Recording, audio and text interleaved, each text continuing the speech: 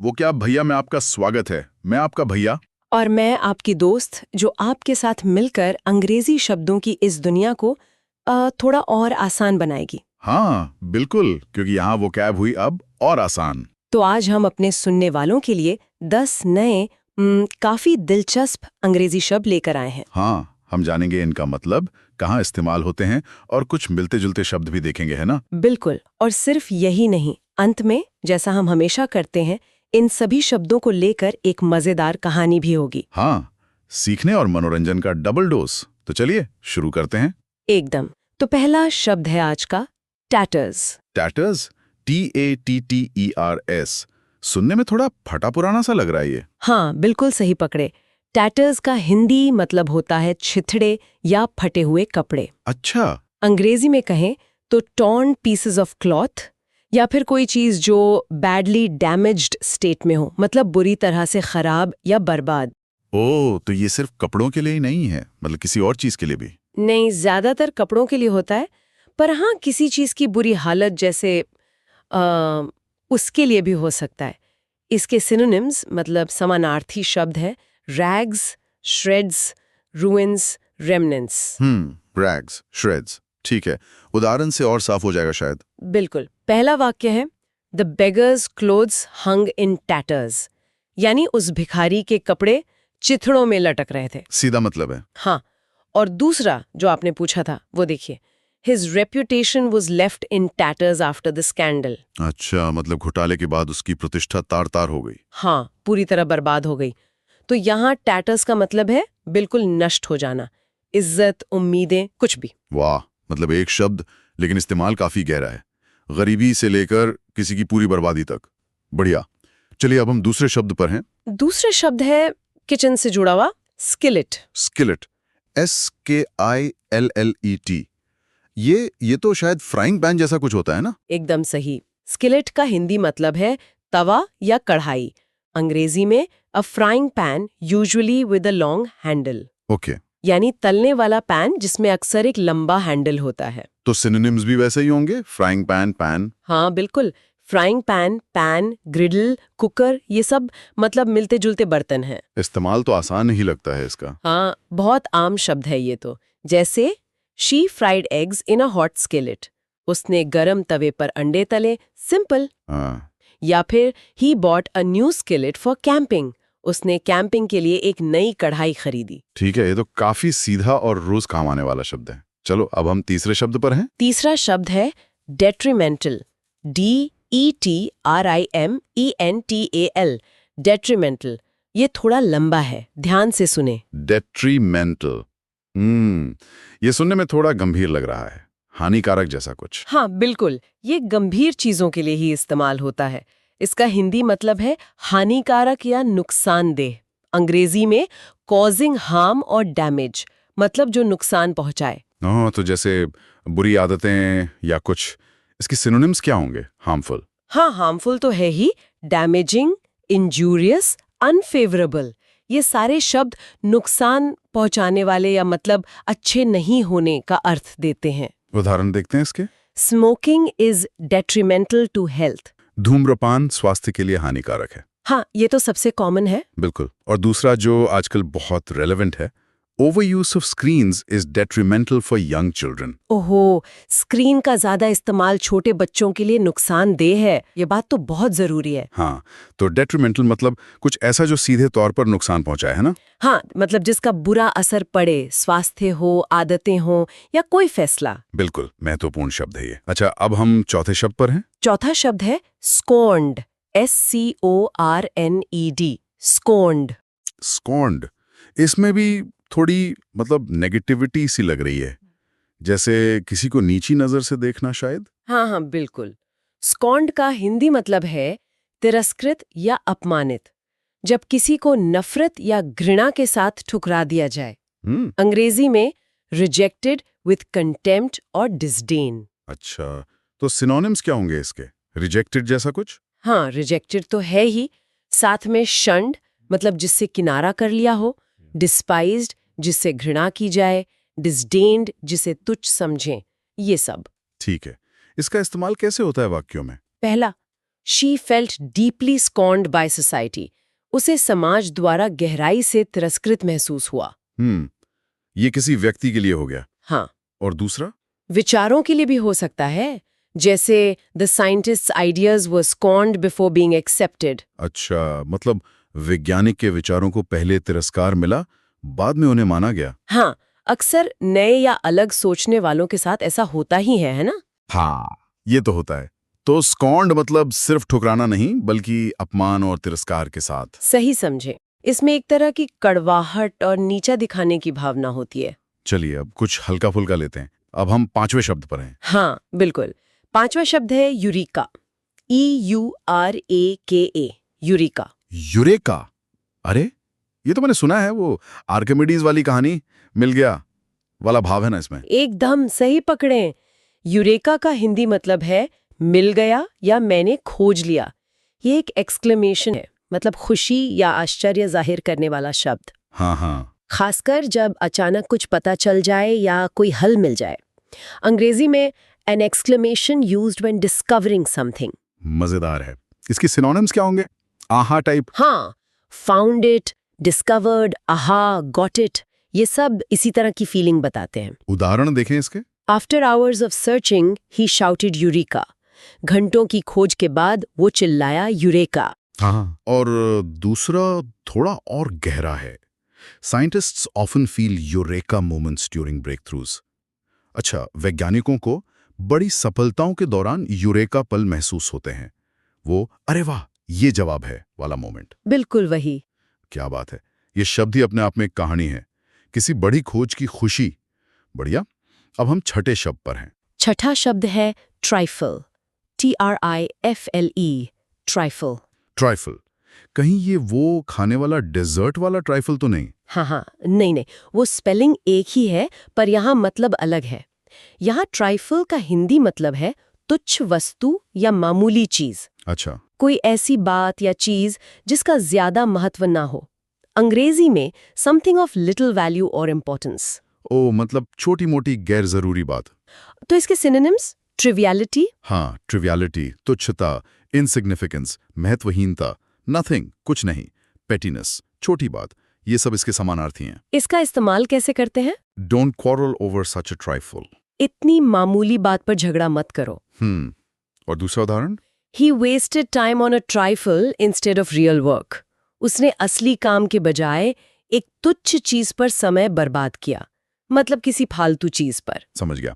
मतलब ऐसी चीजें जिन पर ध्यान देना या वक्त बर्बाद करना ठीक नहीं, मामूली, गैर जरूरी। बिल्कुल। ठीक है। अब हम 7वें शब्द पर हैं। 7वां शब्द है हिच। HITCH, hitch. हिच, जैसे वो लिफ्ट मांगने वाला हिच, हाइकिंग। हाँ, वो भी एक मतलब है, पर यहाँ हम दूसरे मतलब की बात कर रहे हैं। यहाँ हिच का हिंदी मतलब है अड़चन या रुकावट। अच्छा। किसी प्लान या काम में आने वाली छोटी मोटी, मतलब टेम्पररी बाधा। अंग्रेजी में अ टेम्पररी प्रॉब्लम और ऑब्स्टिकल। अच्छा, मतलब कोई बड़ी प्रॉब्लम नहीं, बस एक छोटी सी रुकावट जो ठीक हो जाए। हाँ, बिल्कुल। ज्यादातर यही मतलब होता है। इसके सिनोनिम्स हैं ऑब्स्टिकल, बाधा, स्नैग, अड़चन, ग्लिच जैसे कोई तकनीकी खराबी, डिले, देरी। उदाहरण से समझते हैं। The plan went well without a hitch. योजना बिना किसी अड़चन के अच्छी तरह से चली, मतलब सब स्मूथ रहा।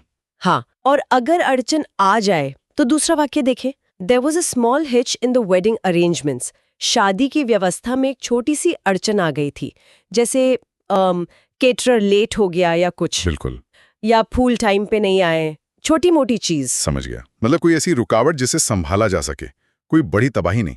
ठीक है। हाँ, उपयोगी शब्द है ये भी। बस 3 और बचे हैं। अब हम 8वें शब्द पर हैं। 8वां शब्द है प्लंज। PLUNGE, plunge. प्लंज, ये सुनने में गोता लगाने जैसा लग रहा है, डाइव करना। हाँ, एक मतलब वो बिल्कुल है। प्लंज का हिंदी मतलब है गोता लगाना या फिर अचानक गिरना। ओ, गिरना भी? हाँ, अंग्रेजी में टू डाइव और फॉल सडनली, या फिर to enter suddenly into something, यानी अचानक किसी चीज में कूद पड़ना या शामिल हो जाना। अच्छा, तो इसके कई मतलब हैं। सिनोनिम क्या होंगे? Dive, fall. हाँ, डाइव, फॉल, ड्रॉप, डिसेंड, ये इसके कुछ समानार्थी हैं। तो वाक्यों में इसका फर्क कैसे पता चलेगा? पहला उदाहरण देखिए। ये सीधा मतलब है, she took a plunge into the cold water. उसने ठंडे पानी में गोता लगाया। सिंपल। हाँ, और दूसरा मतलब देखिए, the market saw a sudden plunge in prices. बाजार में कीमतों में अचानक भारी गिरावट देखी गई। यहाँ प्लंज मतलब तेजी से नीचे गिरना। सही। और आपने कहा किसी चीज में अचानक कूद पड़ना। हाँ, जैसे लोग कहते हैं टेक द प्लंज, मतलब कोई बड़ा फैसला लेना या किसी काम में जुट जाना, जैसे शादी करना या नया बिजनेस शुरू करना। अच्छा। हाँ। सुना है ये। हाँ। तो ये शब्द पानी में कूदने से लेकर कीमतों के गिरने और बड़े फैसले लेने तक इस्तेमाल हो सकता है। काफी वर्सेटाइल शब्द है ये। ठीक है, अब हम 9वें शब्द पर हैं। 9वां शब्द है स्टैमर। STAMMER। स्टैमर। स्टैमर, इसका मतलब हकलाना होता है ना? हाँ बिल्कुल। स्टैमर का हिंदी मतलब है हकलाना। अंग्रेजी में to speak with repeated involuntary pauses और रेपिटेशंस, मतलब बोलते समय अनैच्छिक रूप से रुकना या आवाजों को दोहराना। हाँ, ये अक्सर घबराहट में होता है। इसके सिनोनिम्स क्या हैं? स्टटर। हाँ, स्टटर इसका सबसे करीबी सिनोनिम है। इसके अलावा फॉल्टर लड़खड़ाना, हेजिटेट हिचकिचाना, मम्बल बुदबुदाना भी मतलब मिलते जुलते हो सकते हैं कॉन्टेक्स्ट के हिसाब से। उदाहरण देखते हैं। The boy began to stammer during his speech. लड़का अपने भाषण के दौरान हकलाने लगा, शायद घबराहट से या तैयारी की कमी से। हाँ। और दूसरा, he stammered nervously when asked a question. सवाल पूछे जाने पर वह घबराहट में हकलाया। तो ये शब्द बोलते समय होने वाली परेशानी या हिचकिचाहट को दिखाता है, जो अक्सर नर्वसनेस से जुड़ी होती है। हाँ बिल्कुल। ठीक है, और अब आज का आखिरी यानी 10वां शब्द कौन सा है वो? आज का 10वां और आखिरी शब्द है रिक्वाइट। REQUITE। रिक्वाइट। रिक्वाइट, ये थोड़ा अलग सा लग रहा है, कॉमन नहीं है शायद। इसका क्या मतलब है? हाँ, ये रोज की बातचीत में थोड़ा कम इस्तेमाल होता है, पर जानना जरूरी है। रिक्वाइट का हिंदी मतलब है बदला देना या प्रत्युपकार करना। अच्छा। यानी किसी के किए का वैसा ही जवाब देना, चाहे वो अच्छा हो या बुरा। अंग्रेजी में to return a favour, service और इंजरी। अरे वाह, मतलब जैसे को तैसा। इसके सिनोनिम्स क्या होंगे फिर? हाँ, कुछ वैसा ही। सिनोनिम्स है रीपे चुकाना, रिटेलिएट बदला लेना खासकर बुरे के लिए, अवेंज प्रतिशोध लेना, रिवॉर्ड इनाम देना। तो इसमें अच्छा और बुरा दोनों तरह का बदला शामिल है। ये तो दिलचस्प है, उदाहरण से समझाइए जरा। पहला उदाहरण है अच्छे बदले का। She vowed to requite his kindness someday. उसने कसम खाई कि किसी दिन उसकी दयालुता का बदला मतलब प्रत्युपकार जरूर चुकाएगी। हाँ। और बुरे बदले का उदाहरण दूसरा देखें। He sought to requite the insult with revenge. उसने अपमान का बदला प्रतिशोध से लेने की कोशिश की। बिल्कुल, समझ गया। तो रिक्वाइट का मतलब है किसी एक्शन का रिएक्शन देना, उसी तरह का, चाहे वो एहसान चुकाना हो या बदला लेना। एकदम सही। कर्मों का हिसाब किताब वाला शब्द है ये एक तरह से। बहुत बढ़िया। तो ये थे हमारे आज के 10 शब्द। मजा आया इन्हें जानने में। Tatters, skillet, detrimental, scorned, eureka, trifle, hitch, plunge, stammer और रिक्वाइट। हाँ, काफी मिक्स बैग था आज, कुछ आसान कुछ सोचने वाले। अब बारी है इन शब्दों को एक कहानी में पिरोने की। तैयार हैं? बिल्कुल, कहानियों को तो हमेशा इंतजार रहता है। तो सुनिए कहानी अर्जुन की। अर्जुन एक नौजवान आविष्कारक था। सपने बहुत बड़े पर जेब बिल्कुल खाली। वो अक्सर ऐसे कपड़ों में घूमता जो सच कहूं तो टैटर्स में होते थे। चिथड़ों में। हाँ। क्योंकि उसका हर पैसा पुराने पुर्जों और अपने छोटे मोटे एक्सपेरिमेंट्स पर ही खर्च हो जाता था। बेचारा, जुनून भी क्या चीज है। हाँ, पर उसके पड़ोसी उसे समझते नहीं थे। वो उसे स्कॉन्ड करते थे, मतलब तिरस्कार करते थे, उसका मजाक उड़ाते थे। उन्हें लगता था कि अर्जुन अपना वक्त और पैसा ट्राइफल्स पर यानी फालतू की चीजों पर बर्बाद कर रहा है। कहते थे, देखो जरा कबाड़ से कौन अमीर बनाया आज तक। उफ, दुनिया अक्सर नए आइडियाज को ऐसे ही देखती है शुरुआत में। बिल्कुल। एक शाम अर्जुन अपनी छोटी सी वर्कशॉप में एक पुरानी टूटी फूटी स्किलेट पर चाय गरम कर रहा था। कढ़ाई पर। हाँ, अचानक उसने देखा कि भाप कैसे ढक्कन से टकराकर घूम रही है। उसकी आंखें चमक उठीं और वो जोर से चिल्लाया, यूरेका! मिल गया। हाँ, उसे भाप से चलने वाली एक छोटी सस्ती टरबाइन बनाने का आइडिया मिल गया था। वाह, कढ़ाई से आविष्कार, क्या बात है। लेकिन आइडिया आना एक बात थी, उसे हकीकत बनाना दूसरी। उसके रास्ते में एक बड़ा हिच आ गया। अड़चन। हाँ, टरबाइन के ब्लेड बार बार टूट जाते थे, सही मटेरियल नहीं मिल रहा था। कई बार उसे लगा कि लगातार फेलियर उसकी हिम्मत के लिए डेट्रीमेंटल साबित हो रहे हैं, मतलब हानिकारक। लोगों के ताने और पैसों की कमी उसे तोड़ने लगी थी। मुश्किल सफर था ये तो, बहुत मुश्किल। फिर भी उसने हिम्मत नहीं हारी। उसने कुछ छोटे इन्वेस्टर्स के सामने अपना आइडिया रखने का फैसला किया। मीटिंग में वो थोड़ा नर्वस था, पर उसने कोशिश की कि वो स्टैमर ना करे, हकलाए नहीं। हाँ। उसने पूरे कॉन्फिडेंस से अपनी बात रखी। लेकिन उन लोगों ने उसकी बात को सीरियसली नहीं लिया, हंसे और उसे फिर से स्कॉन किया, मतलब अपमानित किया। अरे यार। एक ने तो मजाक में कहा, बेटा चाय की केतली बनाओ, टरबाइन तुम्हारे बस की बात नहीं। हो, ये तो बहुत दिल तोड़ने वाला था। फिर अर्जुन ने क्या किया? अर्जुन का दिल टूटा, पर हौसला नहीं। उसने फैसला किया कि वो किसी और पर निर्भर नहीं रहेगा। उसने अपनी बची खुची जमा पूंजी और कुछ दोस्तों से उधार लेकर प्रोटोटाइप बनाने का प्लंज लेने का फैसला किया, मतलब एक बड़ा कदम उठाया। रिस्क लिया पूरा। हाँ, ये उसका आखिरी दांव था। महीनों तक दिन रात मेहनत करने के बाद आखिरकार वो छोटी सी टरबाइन चल पड़ी। अरे वाह। जिस दिन उसने गांव वालों के सामने उसका डेमो दिया, वही लोग जो कल तक उसका मजाक उड़ाते थे, आज तालियां बजा रहे थे। अर्जुन मुस्कुराया। उसने सोचा, शायद यही जिंदगी का तरीका है। जीवन ने उनके तिरस्कार को सम्मान से रिक्विटेड किया है। क्या बात है, बदला दिया पर अच्छे तरीके से। इसे कहते हैं असली जीत। हाँ, और जानते हैं, इस कहानी से एक बढ़िया मोटिवेशनल विचार भी निकलता है। बताइए। Don't let failures feel detrimental, they are often just a hitch before your big eureka moment. वाह, failures are not detrimental, they are just hitches on the way to your eureka moment. यानी असफलताओं को हानिकारक मत समझो, वे अक्सर तुम्हारे बड़े यूरिका पल से पहले आने वाली छोटी अड़चनें होती हैं। ये तो याद रखने वाली बात है। बिल्कुल। और कहानी का अंत क्या हुआ?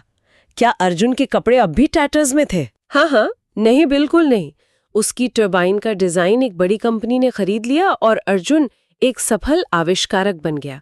उसके कपड़े अब छित्रों में नहीं थे, पर वो अपनी शुरुआत कभी नहीं भूला। और वो कढ़ाई? हाँ, वो स्किलेट, उसको उसने संभाल कर रखा था। कहते हैं कभी-कभी वो मजाक में कहता था, मेरी सफलता का राज एक कढ़ाई और थोड़ी चाय पत्ती। ये अच्छा था, मेरी सफलता का राज एक कढ़ाई। वाकई प्रेरणा कहीं से भी मिल सकती है। जबरदस्त कहानी थी। शुक्रिया। कोशिश थी कि सारे शब्द कहानी में फिट हो जाए। बिल्कुल हुए।